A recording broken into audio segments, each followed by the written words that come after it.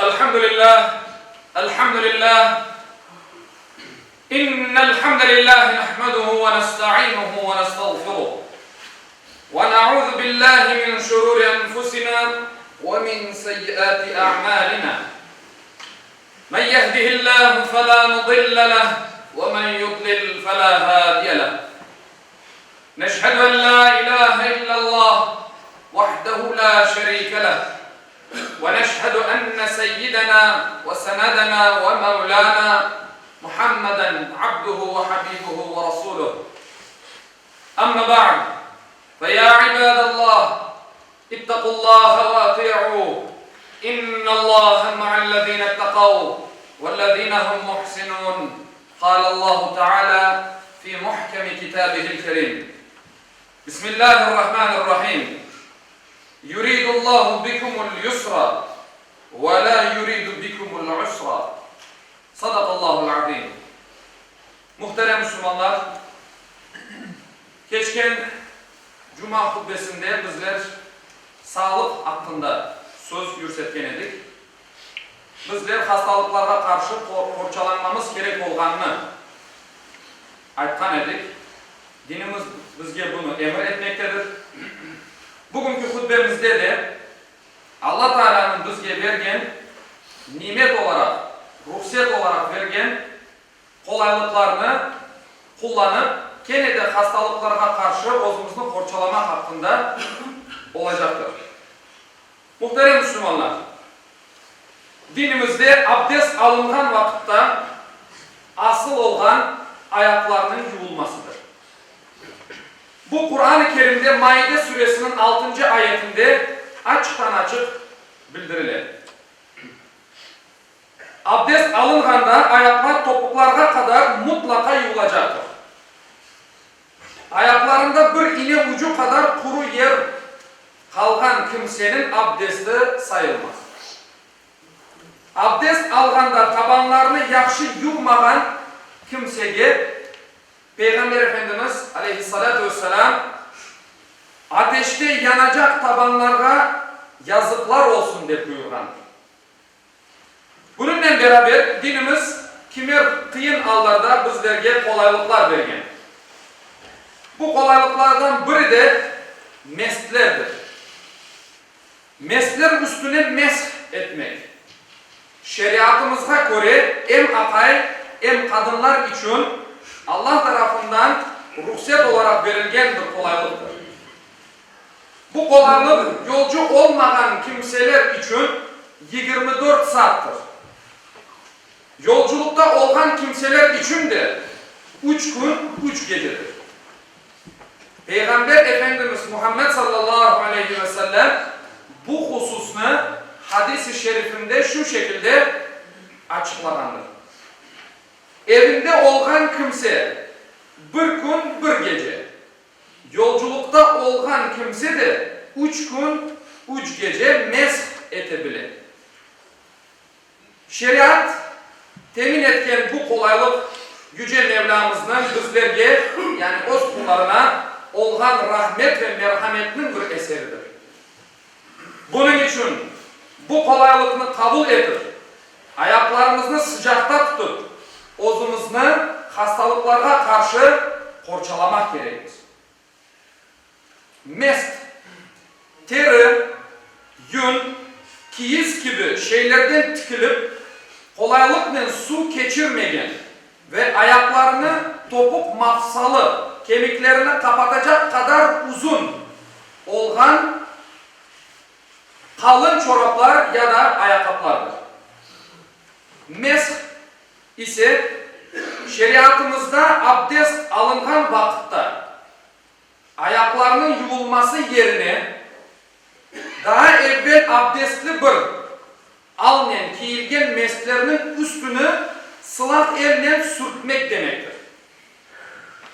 Meslerinin üst kısmı mes etilir, yani sürtüler. Sürtülmesi gerek olan miktar ise ellerimizdeki 3 küçük parmağının uzunluğu ve genişliği kadar olan bir yerdir. Aziz Müslümanlar, mesleri olan kimse evvela meslerini giymeden evvel abdest alması gerek. Yani mesler yuvulgan ayaklar üstüne giyilir.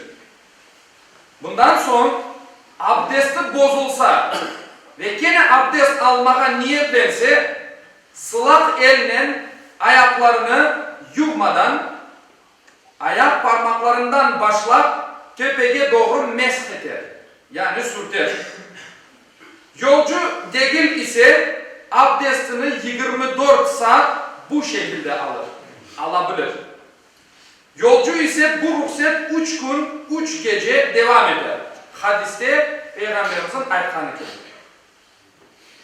Meskinin bir de bozulgan anları var. Yani mesk üstüne mesk edilmesi mümkün olmayıp ayaklarının tekrar yuvulması gerek olan vakitlerdir. Mesela bir meskin üstünde 3 küçük parmak kadar teşhir olmaması gerek. Olsa bu mesk bozulur. Meskler ayak topuklarını kapatması gerek. Onlar ayaktan düşmeyecek şekilde ayakta oturması gerek. Eğer mesklerinin biri ayakının yarısına kadar çıksa meskinin hükmü bozulur. Aynı şekilde mesk müddeti bitkende mesklerini çıkarıp ayaklarını tekrar abdest aldığında yuvmak gerek. Bir de husul yani boy abdest almaya gerek olganda mesklerinin hükmü biter ve ayaklarının yuvulması gerek olur. Bu benim başında okuganım ayette Allah Teala bakın ne diyor. Bakara suresinin 185. ayetinde Allah sizler için kıyınlıkını değil, kolaylıkını isteyin de buyurmaktadır. Öyleyse muhterem Müslümanlar, Allah Teala'nın öz kulları için yani bizler için yaratkan bu yüce dinini bizim için bu kadar kolay etmesinden son bizge verilgen bu kolaylıklarını incelikleriyle elbette öğrenip ömrümüzge geçirgen kullarından Allah Teala cümlemizden eylesin. Ela inne ahsanel kelam ve ablagan nizam kelamullahil melikil azizil allam kema kâle Allah tebâreke ve teâlâ fil kelam وَإِذَا قُرِئَ الْقُرْآنُ فَاسْتَمِعُوا لَهُ وَأَنصِتُوا لَعَلَّكُمْ تُرْحَمُونَ بسم الله الرحمن الرحيم إن الدين عند الله الإسلام صدق الله العظيم.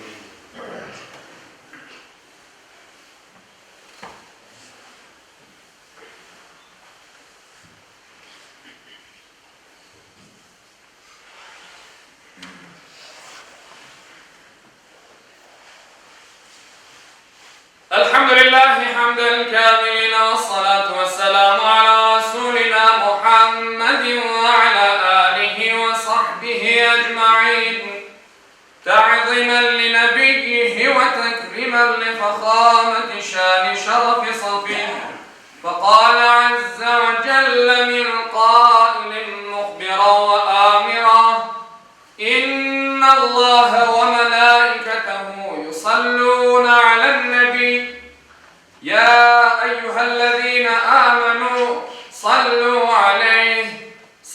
عليه وسلموا تسليما اللهم صل على محمد وعلى آل محمد كما صليت على إبراهيم وعلى آل إبراهيم إنك حميد مجيد اللهم بارك على محمد وعلى آل محمد كما باركت على إبراهيم وعلى آل إبراهيم إنك حميد مجيد اللهم وارض عن الأربعة الخلفاء سيدنا أبي بكر وعمر وعثمان وعلي ذوي الصدق والوفاء وعن الأنصار والمهاجرين والتابعين إلى يوم الجزاء وعن كافة المؤمنين والمؤمنات والمسلمين والمسلمات الأحياء منهم والأموات بفضلك ورحمتك إنك قريب مجيب الدعوات. عباد الله إن الله يأمر بالمعروف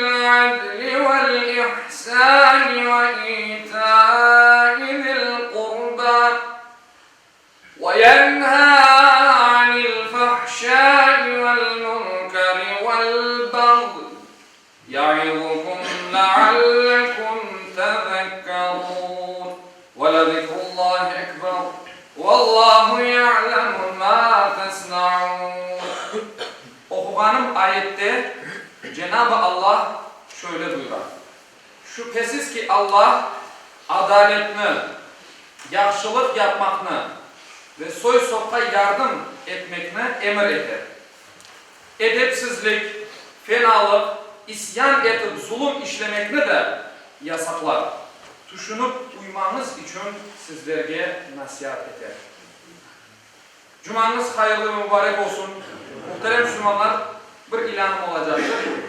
Bugün namazdan son Ligovka degen koydaki caminin minaresi için yardım toplanılacaktır. Allah vergen yardımlarınızı kabul etsin, yardımlarınızı eksik etmeyin. Çok sağ olun.